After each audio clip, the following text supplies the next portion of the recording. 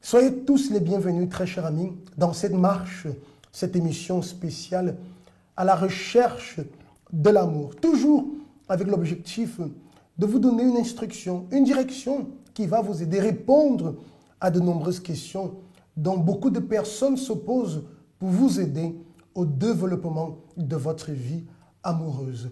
Il y a beaucoup de personnes, Monique, bonsoir, pardon, bonsoir, qui ont baissé les bras parce qu'elle dit comme ça, ah, ma vie amoureuse n'avance pas.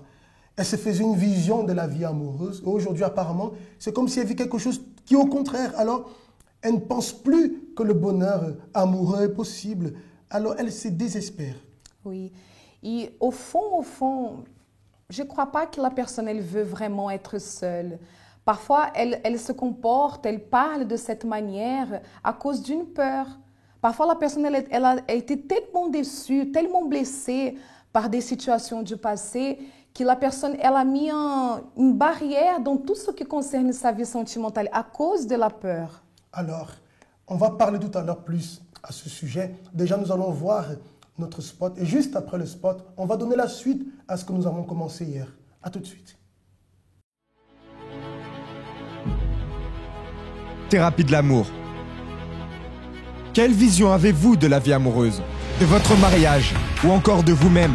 Si vous ne voyez que la violence, le mépris ou la trahison dans votre mariage, si vous êtes un célibataire qui n'enchaîne que les échecs, un célibataire qui se sent toujours rejeté, dévalorisé, qui ne croit plus que le bonheur amoureux est possible, il est temps pour vous que votre vision change.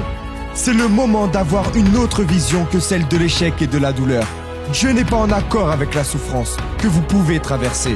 Ce qu'il veut est que vous ayez un mariage heureux. Il veut que vous soyez un célibataire qui se valorise et qui lutte pour trouver la bonne personne. C'est cette vision que Dieu vous donne. C'est cette prophétie qu'il promet d'accomplir. J'étais à mon poste et je me tenais sur la tour.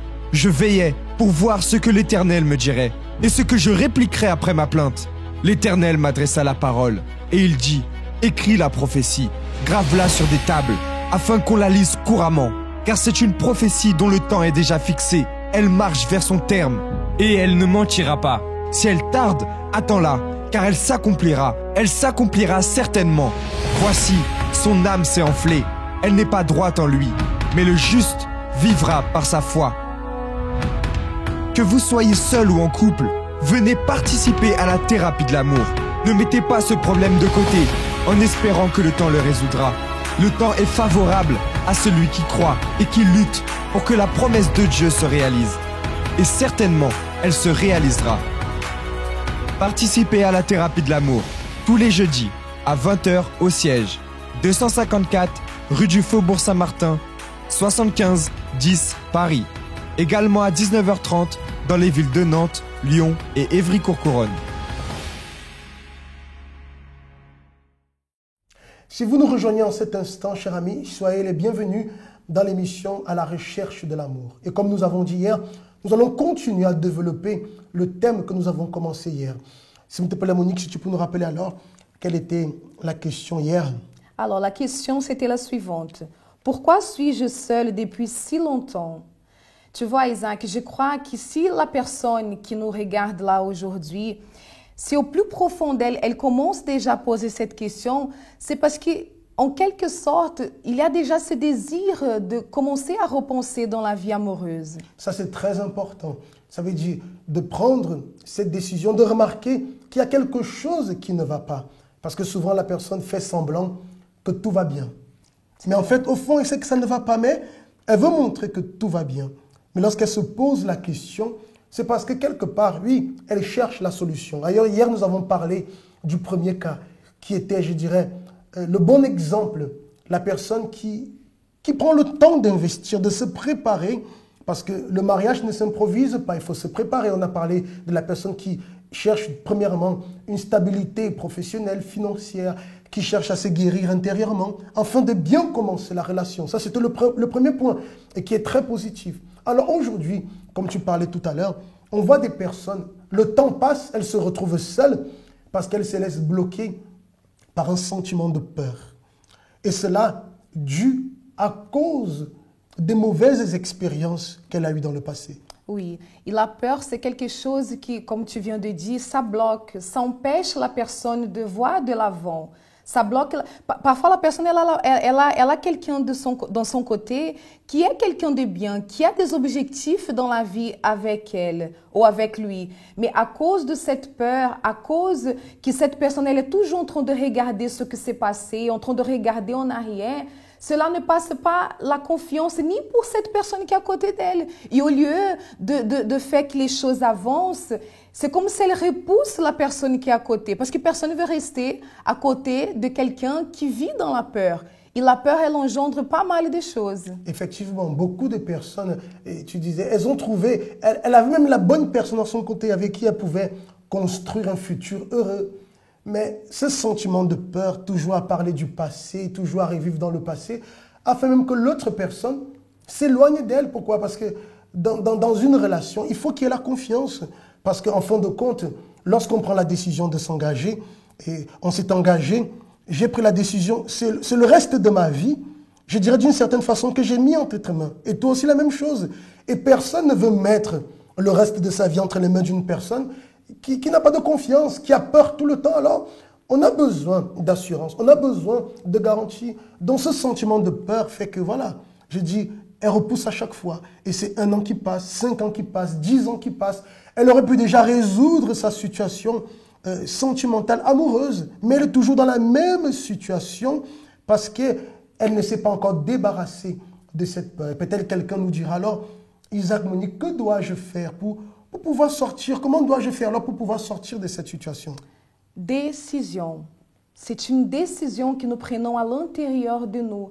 Parce que s'il y a la peur, si on reste bloqué avec cette peur, on ne va jamais savoir si ça pourrait marcher. Donc, c'est décider de se lancer. Si on voit que la personne elle est là, elle est bien disposée, pourquoi ne pas essayer, n'est-ce pas? Il faut se battre. Il faut se battre. Prendre cette décision d'éliminer cette peur. Ne laissez plus cette peur. Ce que vous avez vécu dans le passé, c'est passé. Aujourd'hui, le présent est là. Et de belles opportunités, enfin de belles, je dirais une belle opportunité vous attend. L'opportunité de vous reconstruire. Voyez que dans les thérapies que nous avons chaque jeudi, nous traitons de ce sujet. C'est la raison pour laquelle nous vous invitons à participer avec nous tous les jeudis. Tous les jeudis, vous pouvez être sûr, principalement vous qui reconnaissez que vous avez besoin de cette guérison intérieure qui est un grand frein dans la vie de beaucoup de personnes. Tous les jeudis, nous travaillons à ce sujet pour vous aider à pouvoir être guéri dans votre intérieur. Parce que c'est vrai que lorsque la personne intérieurement, elle est guérie du passé, je dirais très facilement, elle peut repartir pour le futur. Oui, tout à fait, bien sûr. Nous sommes en train de parler que la personne, elle doit prendre cette décision, mais avant, il faut avoir cette guérison. Parce que si cette peur, elle est toujours là, ça ne va pas marcher. Elle peut même amener la personne qui est à côté d'elle aujourd'hui à vivre des choses, de payer des choses qu'elle-même elle a vécues dans son passé à cause de ce traumatisme, ces peurs et tout ce qui va avec. Alors, vous avez compris? Prenez la décision de mettre de côté le passé. Prenez la décision. Et pour cela, nous voulons vous aider. Alors, tous les jeudis, soyez avec nous. On va voir en ce moment l'expérience d'ailleurs d'une personne qui participe avec nous les jeudis et qui a pu voir les résultats dans sa vie sentimentale. Je sortais d'une relation sentimentale détruite, beaucoup de violence, beaucoup d'agressions et je ne croyais plus, même en moi aussi, parce que bon, il faut savoir, je subissais beaucoup de critiques aussi également vis-à-vis de la part de mon ex-compagnon. Et j'ai appris à me valoriser, me redécouvrir, à m'aimer d'abord et puis et que tous les hommes ne sont pas pareils. À la thérapie de l'amour, j'ai également appris à c'est quoi là, avoir les caractéristiques d'une vraie femme de Dieu, à me valoriser, à m'aimer moi-même et à donner. Et maintenant, mon passé n'a plus d'influence sur moi. Parce qu'avant, mon passé sentimental avait beaucoup d'influence sur moi. À la thérapie de l'amour, j'ai appris à me débarrasser de tout ça, on va dire de ce fardeau. Maintenant, je m'aime et je sais que ce ne sera plus jamais pareil.